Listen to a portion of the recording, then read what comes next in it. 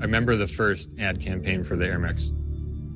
You just had the picture of the shoe and this light coming through it. And then I found out, wow, there's a story behind this. Emotional connection is like super important because it's like the storytelling behind the design. If you look at the Air Max as a line and not look at them as shoes and look at them as personalities, you'll see such a variety going on. It speaks to people in so many different ways. Air Max is the greatest sneaker line in history. It became a cultural icon without an ambassador. For a shoe to last this long, it just has to look right, feel right when you put it on. What happened when they put full air across the bottom of a shoe? That was mind-blowing. When you're bringing out a new Air Max, no one's certain if it's going to work.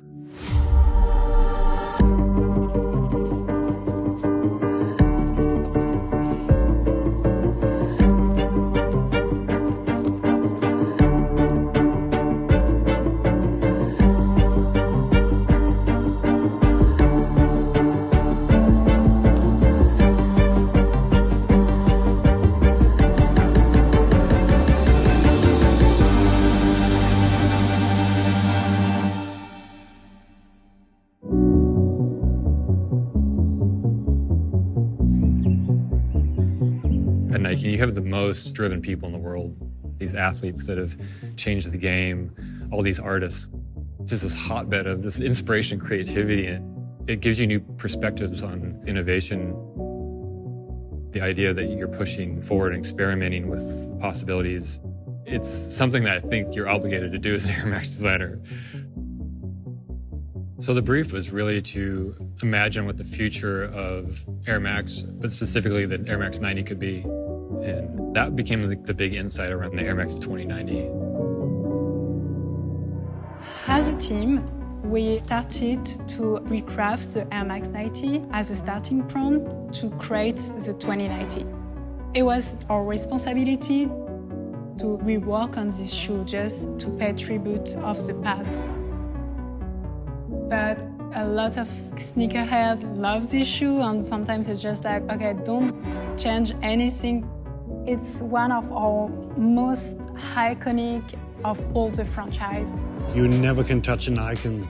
It's like you drive a car from the 60s and you will rebuild the car. Nowadays, it will never be the same. That sort of tension comes from an older generation holding on to something that's near and dear to them. OGs, historians have such a tangible relationship with that moment with the shoe that they can't get over that. This new generation is changing it, modifying it. I mean, the debate is how there's a lot of older people being like, oh, these younger people don't know anything, that they weren't around for it first time round. There are some guys of a certain age who don't validate that a kid can like something just because he likes it. But my thing is, well, how does it keep going if the kid doesn't get told a story for him to be attached to it? We talk about handing things down. When we're designing a new Air Max, we're making it for this new generation. So they have their own thing to stand with, but they can look back in the past and celebrate that as well. That's the goal for the 2090. The Visible Air all started in 1978. An aeronautical engineer by the name of Frank Rudy came to Phil Knight with this idea of a cushioning system, and it's almost weightless. But it wasn't until 1987 where everything changed.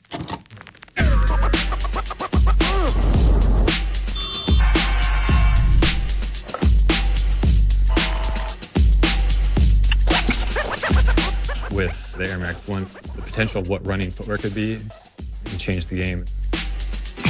I fell in love with Air Max 1s as soon as they happened. The air bubble. What the hell is this? What the hell are these? You can look through that shoe. You could see the air.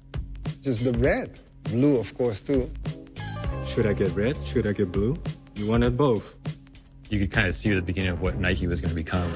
This innovation house that was making the impossible possible. And Tinker, I think, was the person that set it off. Tinker Hatfield, he's the GOAT. Tinker Hatfield is the sneaker oracle. The god of shoe design. Tinker was in Paris and he saw the buildings. And he figured out how to get that look and that idea inside of a shoe, because you have to know there was air on sneakers before that. There were airships, there were Air Force, but they just said air. Yeah, but why not just show it? You know, it's not a bad idea to let people actually see what an airbag looks like. As a matter of fact, I've got a drawing here that actually shows what a shoe could look like with a visible window in the heel. When the idea of exposing air started getting around at Nike, people started freaking out. Nike thought that Tinker was out of his damn mind. To them, it was like a hole in the shoe. It wasn't an air, it was a hole in the shoe. People were like, oh, it's not gonna work, it's impossible. Because you just couldn't understand how you were gonna wear these shoes and those bubbles weren't gonna pop. There were some people that didn't want them there. People thought this was gonna bring down the company. Tinker got very scary post-it on his laptop saying that he should stop what he was doing. Like Tinker was fighting a battle with everybody about this shoe. He embodied that whole revolution aesthetic. The 80s were about revolution. This Cold War was happening, the wall was coming down, all the political upheaval, and that was kind of this birth of this idea. Really, everything's about to change. I was born in Eastern Germany, and it was not possible to get a cool pair of shoes. So the only chance to see that was in TV, illegally, because Western TV was forbidden. It was just a thing, you could see it, but you could never buy it. But after the war came down, all the people from Eastern Germany got 100 Deutschmarks. And I took my first 100 Deutschmarks and I bought my very first pair of Nikes. Nowadays, I have about 2,000 pairs of Air Max. I was fascinated about the big bubble and never saw it before. After all the years, it was just an amazing feeling to get Nikes finally. And then, 90s.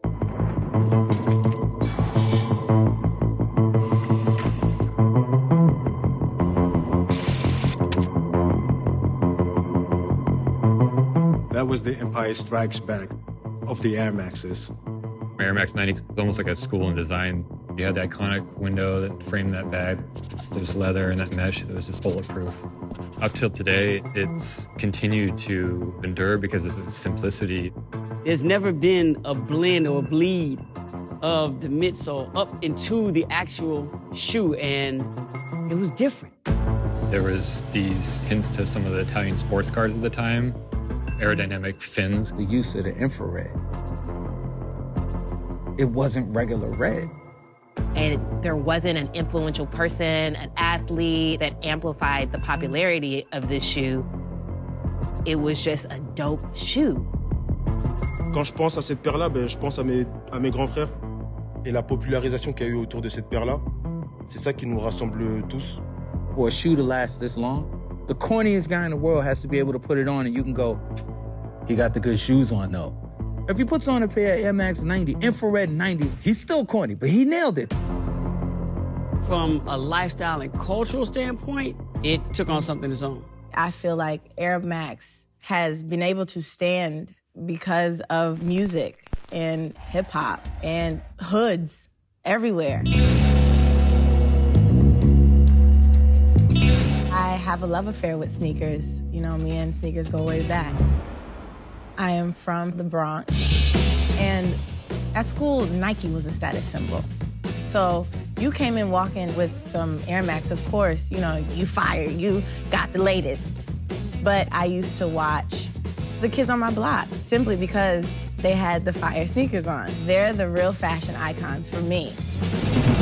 I am a DJ, I am a sneaker junkie, and I am not even from Brooklyn, I just am Brooklyn. When I wore Air Max, it was definitely, what are you doing? You have to understand, it's not like Air Max took off when they came out, not in the hood. We were still wearing basketball shoes. Air Max started as a running shoe, sure it did. It's just that, just like anything, once the hood gets it, it turns into something different. Runners are, oh, well, there's a 93 now. There's a 95 now. I need the new one. The hood's going, do they look good? I grew up in the coolest time, 70s, 80s, and moving into the 90s. That was the coolest time of cool. In 1990, hip-hop's going crazy. And sneakers are part of the uniform. And when you go to Europe, there's Air Max everywhere.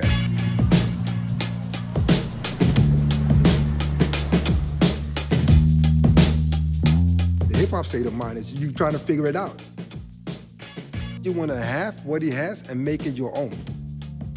So we claiming, and we claim it with pride, the Air Max 1 and the Air Max 90s. When that shoe came out, it's also around the same time I discovered hip-hop music. The way I grew up was in a very traditional sense, especially for Asian kids. Like, do good at school, become a doctor, become a lawyer.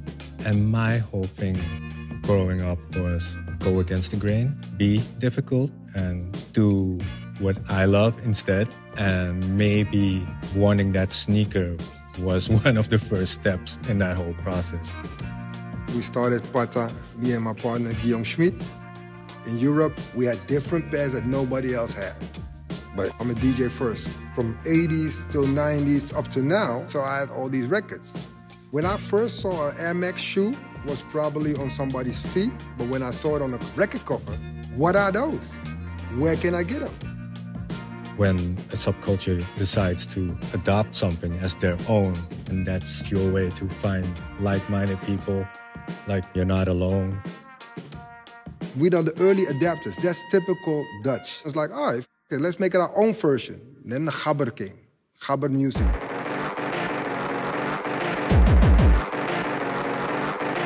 Gabber culture goes hand in hand with huge raves, like stadiums full of crazy kids going hard all night. And with that style of house, there came a uniform, tracksuit with some BWs. The raving all night. You cannot go with like wooden shoes. Air Max is all about you're on your feet all day long, you're going out all night, you're gonna destroy this thing, but then you gotta do it again tomorrow and the next day. And how's this thing gonna hold up for that? All over the world, music was evolving, but I always go back to London. That was really kind of the kickoff. I was a kid that grew up listening to drum and bass and garage and was surrounded by that. And then when it came time to making our own music, we used the same platform as them, but then we had our own identity. Right in the beginning, I didn't have a name for what I was doing. I used to turn up to raves, I just wanted to just get on the mic so I can MC, that's what it was about. But in other clubs, you weren't allowed in without shoes and a shirt. Where grime came into the game was like the rebellion to that, because we were coming dressed straight off the street. And then eventually, we took over the whole building and then it became the biggest thing. You'd find it hard to talk about grime and not find a relevance to Air Max. I'm wearing them on my most iconic album cover. I didn't think it would start no big movement. I'm just wearing them. I'm from the area, people don't really walk around in like suits. That was one of the things people will cuss you about if you didn't have good trainers on. You might not have all the money in the world, but you've got the right pair of trainers on, like you're someone. Literally every artist would be wearing 90s, 95s. You see your favourite artist wearing a pair of 95s, you want to go out and buy those 95s. This is a layered shoe. It's like material on top of material on top of material on top of material. Sergio Lozano was the designer on that shoe. He was inspired a lot by the human anatomy, the rib cage, the tendons, the muscles, and you can really see it. This was the first time of an Air Max having that 4-foot air unit. That was groundbreaking in itself. People were like, whoa. This is the first Air Max having a black sole. People were going like, you don't do this, like running shoes have white midsoles, but having Nike here in Portland, our shoes are getting dirty, we're running trails, then why not just make this built into the design? When 95s first came out in London, they were called the 110 because that's how much they cost. Why are they called 110s? Because they cost £110. People did things to get money, and one of the first things they did was buy trainers. There is a huge sense of pride in where you're from and what you wear. So you'd always see people wearing like a full tracksuit and a pair of 90s or 95s. Like that was the look, and it still is. It's not changed at all. The 95 looks nothing like the 90. Every time a new staple Air Max comes out, it's an entirely different experience. I am a sneaker historian.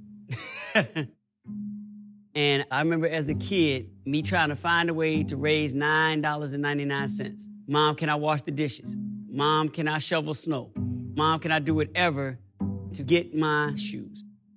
And if you take the Air Max lineage in phases, it's hard to single out like one particular shoe in the line that makes it more special than the other, but it goes back to the design because it's unlike anything before it.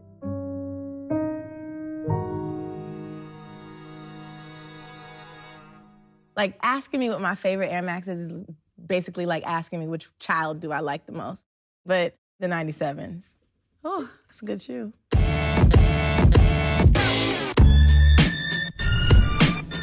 This is the first shoe that had the full-length airbag. Like,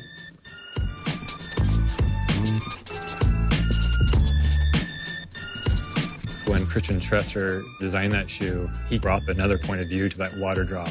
And there's something so subtle and beautiful about that. This is the classic. I probably have 6 more pair of this silver bullet Air Max 97, the same exact colorway. What did you see? You saw silver bullets.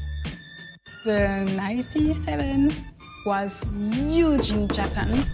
The bullet train in Tokyo, this transportation system that was revolutionizing the way people moved. This shoe began to do the same thing. The culture gave it that nickname, and it stuck because it was the vision of the future.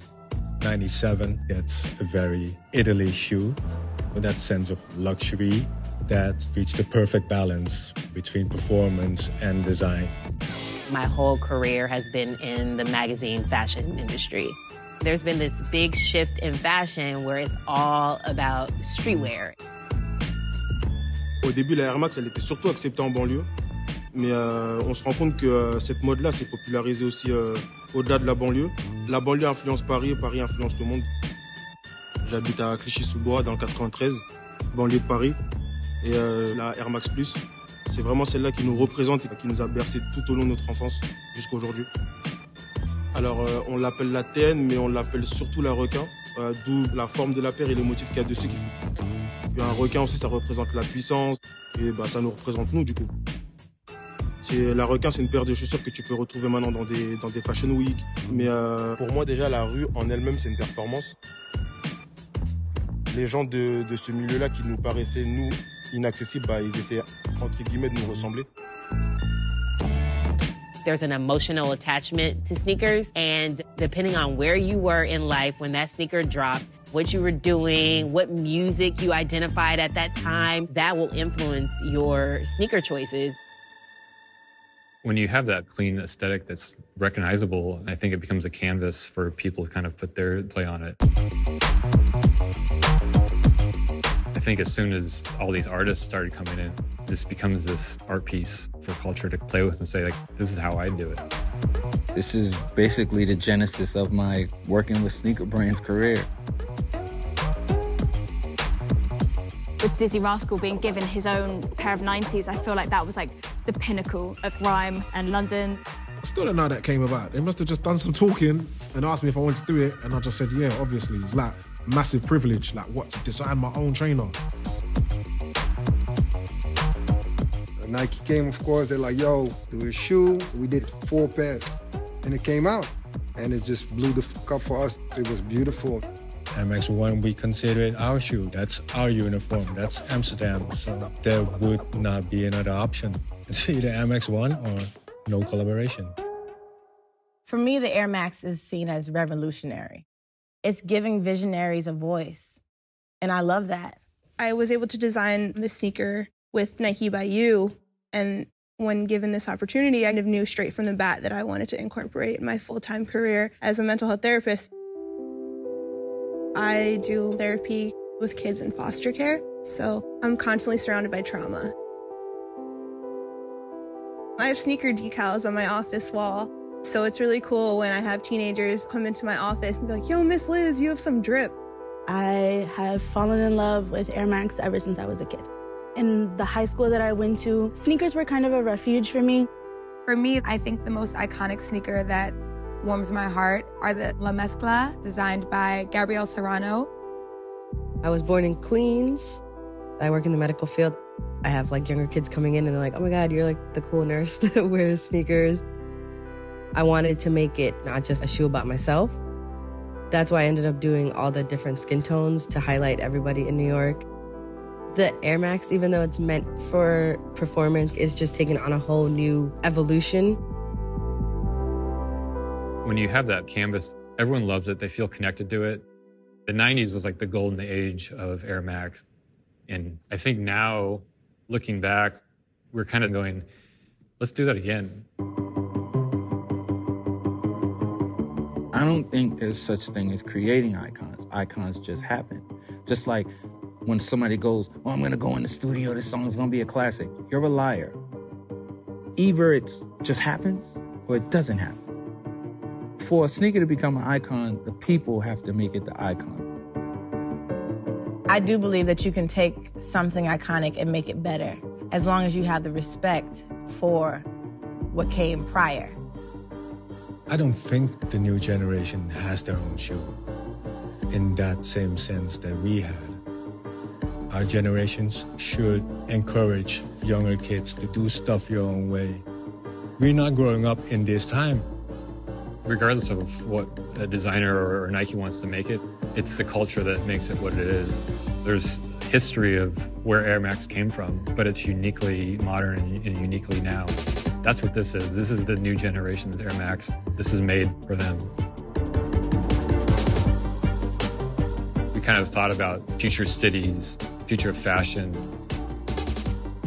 reducing distractions, and this idea of simplicity. Not like just doing a mashup of two shoes. It was really to create the new Air Max 90. It's this very sensitive balance between having something modern and something familiar. You have this duality between expression and experience. This is why people relate to the shoe. This is what makes Air Max Air Max.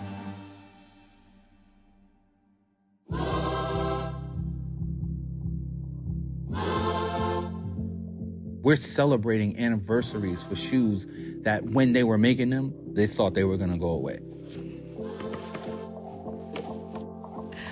Oh yeah, these are fire. The only reason why these things keep going is because the story keeps getting told from an older guy to a younger guy to a younger guy to a younger guy. And it still looks perfect. Are these for me, yeah? MX already unites people. That's why we're here. That's why we have this conversation. You will find a 17-year-old kid rocking a regular Air Max, and that's a shoe that came out in the 90s. For it to resonate through generations, you know, families, grandmas. My mom has a pair of Air Max. I have a pair of Air Max, and it'll stand the test of time. I know that for a fact. This isn't just Nike's, this is everybody's.